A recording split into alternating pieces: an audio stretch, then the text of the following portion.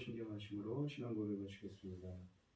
전능하사 천지를 만드신 하나님 아버지를 내가 믿사오며 그 외아들 우리 주 예수 그리스도를 믿사오니 이는 성령으로 잉태하사 동정녀 마리아에게 나시고 본디오 빌라도에게 고난을 받으사 십자가에 못 박혀 죽으시고 장사한 지 사흘 만에 죽은 자 가운데서 다시 살아나시며 하늘에 오르사 전능하신 하나님 우편에 앉아 계시다가 저리로서 산자와 죽은 자를 심판하러 오시리라.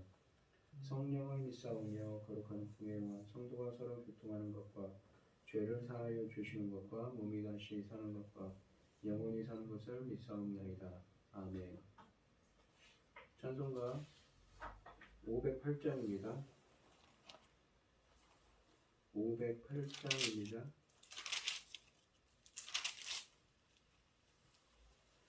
우리가 지금은 나그네 되어도 화려한 천국에 머저나 가리니 이 세상에 있을 때 주 예수 위하여 끝까지 힘써 일하세. 주 내게 부탁하시니 천사도 흠모하겠네. 화목해하신 구주의 말씀은 온 세상 널리 전하세. 주 예수 말씀이 온 세상 만민들 흉악한 죄에서 떠나라 하시니 이 말씀 듣고서 새 생명 얻으라 이 기쁜 소식 전하세. 주 내게 부탁하시니 천사도 흠모하겠네. 화목해 하라신 구주의 말씀은 온 세상 널리 전하세. 영생의 복락과 천국에 갈 길을 만백성 알도록 나가서 전하세. 주 예수 말씀이 이 복음 전하라 우리에게 부탁하셨네. 주 내게 부탁하시니 천사도 흠모하겠네.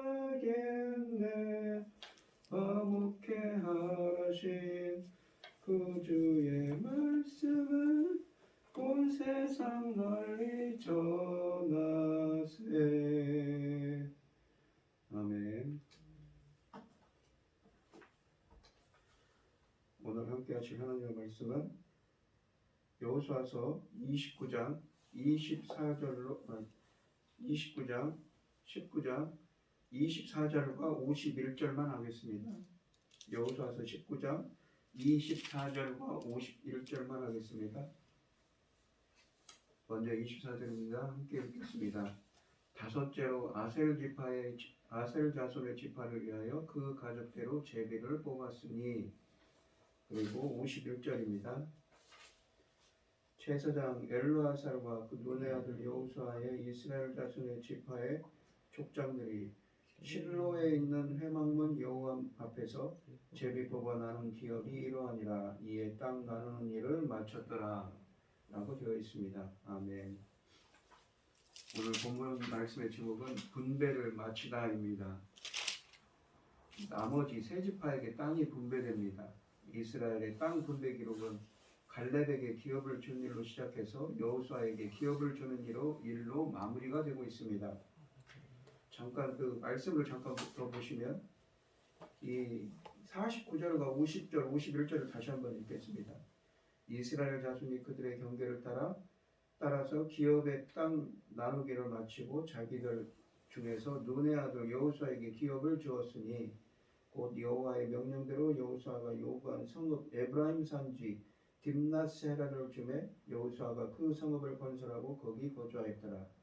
제사장 엘르아살과 눈의 아들 여호수아와 이스라엘 자손의 지파의 족장들이 실로에 있는 회막문 이 여호와 앞에서 제비 뽑아 나눈 기업이 이러하니라. 이에 땅 나누는 일을 마쳤더라 라고 되어 있습니다. 24절부터 31절은 아셀 지파의 기업에 대해 말씀하십니다. 아셀 지파의 땅은 서쪽으로는 지중해를 한계로 하고 있었으며 동쪽으로는 므낫세와 스불론 지파를 접하고 있었던 남북으로 기다란 땅이었습니다. 이들에게 주어진 지중해 해안은 남쪽은 갈멜산에서 시작하여 북쪽은 시돈에 이르렀습니다.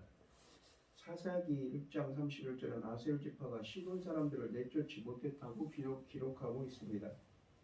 다른 지파들과는 달리 아셀 지파의 땅에 대한 설명은 경계선과 도시 목록에 확실하게 구분되지 않습니다. 경계선 설명에 조그만 도시 목록들이 이곳저곳 띄어 있습니다.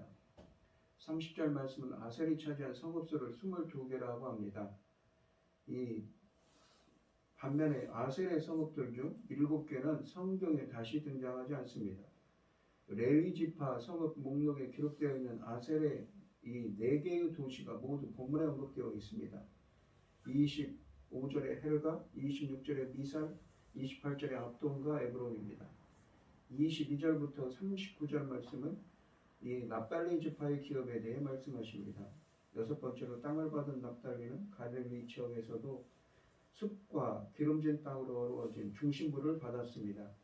서쪽으로는 아셀 지파가 있고 남쪽으로는 스불론 아셀 지파가, 동쪽으로는 요단강과 므낫세 지파가 납달리의 이웃이 되었습니다.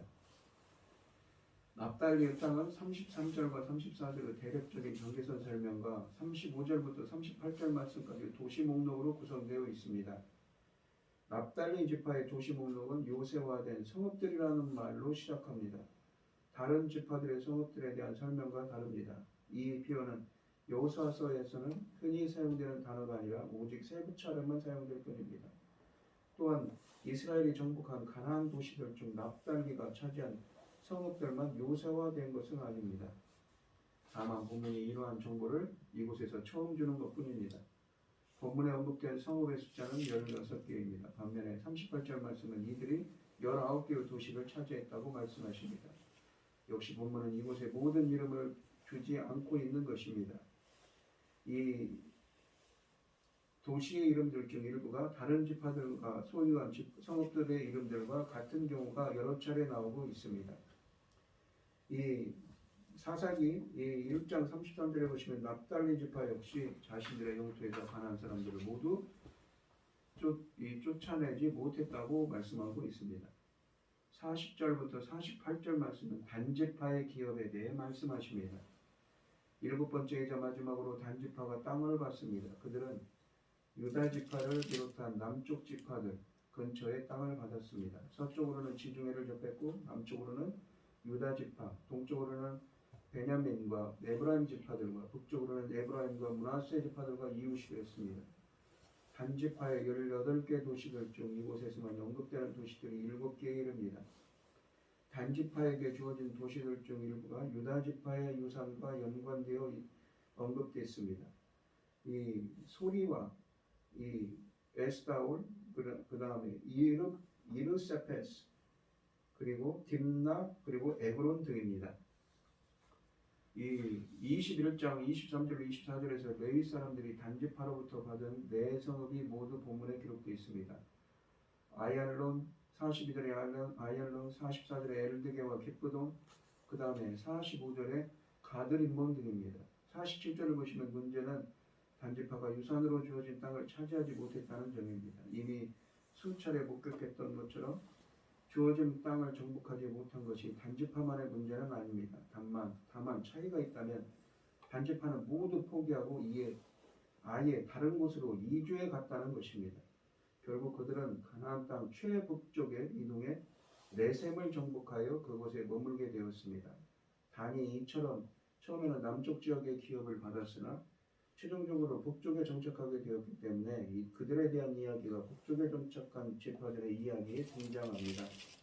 훗날 온 이스라엘로 땅을 언급할 때 이 단에서 부엘세바까지라는 말이 그래서 생겨났습니다. 단지파가 우여곡절 끝에 이스라엘 지파들 중 최북단에 정착하게 되었다는 것을 이렇게 표현하는 것입니다. 단지파의 땅에 대한 이야기는 경계선에 관한 정보가 없습니다. 다만 18개 이름으로 구성된 성읍 목록이 있을 뿐입니다. 이 49절로 50절 말씀은 단지파와 먼저 보시면 단지파는 실패와 극단적인 결정의 상징이 되었습니다. 그들은 이 단지파는 보시면 사사기 1장 34절을 보시면 단지파가 가나안 사람들에 의하여 압박을 받고 산악지대로 떠나게 되었다. 거기로 쫓겨갔다고 말씀하고 있습니다. 그래서 단지파는 실패와 극단적인 결정의 상징이 되었습니다. 49절 50절은 여호수아의 기업에 대해 말씀하십니다. 땅 분배 이야기와 여호수아의 땅 이야기로 막을 내립니다. 요단강 서편의 땅 분배가 모세의 원정되었던 갈렙에게 헤브론을 주는 것으로 시작됐던 것을 고려할 때 그 원정대의 또 다른 생존자인 여호수아의 땅 이야기는 적절한 결말입니다. 하나님이 그에게 충성된 자들을 이렇게 특별히 축복하시는 것은 당연한 일입니다. 물론 여호수아는 자신에게 땅을 분배할 수 없는 입장입니다. 사람들이 권력 남용으로 오해할 수도 있기 때문입니다. 그러므로 49절을 보시면 이스라엘 백성이 그에게 땅을 주었다고 합니다. 하나님이 여호수아에게 땅을 약속하셨다는 말은 성경 어디에도 없습니다. 하나님이 반역한 이스라엘을 향하여 그들은 모두 광야에서 죽을 것이지만 여호수아와 갈렙만이 살아서 가나안 땅을 받게 될 것이라고 하신 말씀이 이러한 결정의 근거가 됩니다. 여호수아는 스스로 나서지 않고 기다리고 백성은 자신들의 리더의 노고를 높여 치하하여 알아서 그의 몫을 챙겨주고 있습니다. 이것은 참으로 아름답게 보입니다. 여호수아가 받은 땅은 에브라임 산간 지방에 있는 딥낫세라였습니다. 여호수아가 에브라임 지파에 속한 사실을 감안한 배려입니다. 훗날 24장 30절에서 여호수아는 이때 받은 성읍에 묻힙니다. 딥낫세라는 여호수아서에서만 2차례 언급될 뿐 성경의 다른 곳에서는 등장하지 않습니다. 딥낫세라가 에브라임의 성읍 목록에 등장하지 않는 것은 이 성읍이 여호수아 집안의 고유 소유였기 때문입니다. 여호수아 외에는 그 누구도 땅을 개인적인 소유로 받은 적이 없습니다. 심지어는 갈렙이 받은 헤브론도 유다 지파에게 소속된 것으로 기록되어 있습니다. 이스라엘의 역사에서 여호수아는 그만큼 특별한 인물이며 따라서 딥낫세라는 그의 노고에 대한 하나님의 특별한 은총의 징표입니다. 51절을 말씀을 보시면 드디어 땅 분배의 대장적인 막을 내립니다. 레위 지파만 제외하고는 모든 지파들이 땅을 얻었습니다. 본문은 땅 분배가 실로에서 있었던 일이며 여호수아, 엘르아살 제사장 그리고 각 지파의 대표가 이 일을 함께 했다고 기록하고 있습니다. 실로에서 여호수아를 중심으로 여러 사람들이 이 일을 함께 했다는 것은 18장 1절로 10절에 대한 적절한 결론입니다. 그러나 동시에 14장부터 19장까지의 말씀에 대한 결론이기도 합니다. 여호수아는 이렇게 해서 하나님이 그에게 주신 사명을 신실하게 완수했습니다. 본문은 여호수아가 이때 나이가 얼마였다는 것을 밝히지 않습니다. 다만 그가 늙어 죽을 날이 멀지 않았다는 것을 이미 18장 1절에서 우리는 암시하고 있었음을 알 수가 있습니다. 그가 죽었을 때 110세였고 젊었을 때보다 모세의 시종으로 섬겼던 점을 감안하면 그는 상당한 시간을 가나안 땅 정복과 그 땅 분배에 보낸 것입니다. 여호수아의 매우 어렵고 힘들었던 일생이 서서히 막을 내리려 합니다. 이제는 하나님이 계시는 곳으로 떠날 일만 남았습니다. 오늘 본문 말씀을 보시면 약속하신 대로 이스라엘 모든 족속에게 약속의 땅을 주셨습니다. 단지파 자손들은 아모리 족속에게 블레셋 평지를 빼앗기고 산지로 쫓기고 살다가 살만한 땅을 찾아 나섰습니다. 이곳 저곳을 두루 정탐한 끝에 갈릴리 호수 북쪽 끝에서 안전하고 평화로운 레셈 땅을 발견하고 그곳으로 옮겨갔다고 합니다. 분배받은 땅을 포기하고 스스로 살 땅을 찾았지만 그것은 하나님이 정하신 기업이 아니었습니다. 안전하고 풍요로운 삶을 찾느라 지금 믿음으로 일궈야 할 삶을 포기한 것입니다. 지금 우리가 있는 이곳에서 주님께 충성하는 삶을 살아가는 우리가 되게 해달라고 기도하는 여러분들이 되시기 바랍니다. 기도하겠습니다. 하나님 아버지 감사합니다. 우리가 처한 상황과 우리가 있는 곳이 정말 어렵고 힘들더라도 우리가 맡은 사명을 잘 감당하기 위하여 주님이 주시는 그 몫을 그 사명을 충성되게 잘 감당할 수 있는 저희들이 되게 하여 주시옵소서. 이 모든 말씀 거룩하신 예수님 이름으로 기도합니다. 아멘. 하늘에 계신 우리 아버지여 이름이 거룩히 여김을 받으시오며 나라의 마옵시며 뜻이 하늘에서 이룬 것 같이 땅에서도 이루어지이다. 오늘날 우리에게 일용할 양식을 주옵시고 우리가 우리에게 죄 지은 자를 사하여 준 것 같이 우리 죄를 사하여 주옵시고 우리를 시험에 들게 하지 마옵시고 다만 악에서 구하옵소서. 대개 나라와 권세와 영광이 아버지께 영원히 있사옵나이다. 아멘. 오늘 주신 말씀 가지고 기도할 때요. 오늘 주신 말씀 가지고 기도할 때에요. 우리가 정말 어떤 장소, 어떤 곳에 있더라도 충성된 삶을 살아가는 우리가 되게 해달라고 맡은 것 성임을 다 잘하는 우리가 되게 해달라고 기도하시고 어려움을 당하신 분들과 각자 기도점을 가지고 주여 삼창하시면서 통성으로 기도하도록 하겠습니다. 주여, 주여, 아버지를 인도하여 주시옵소서. 우리가 어느 곳에 있더라도 맡은 것 성임을 다 잘 감당하는 충성된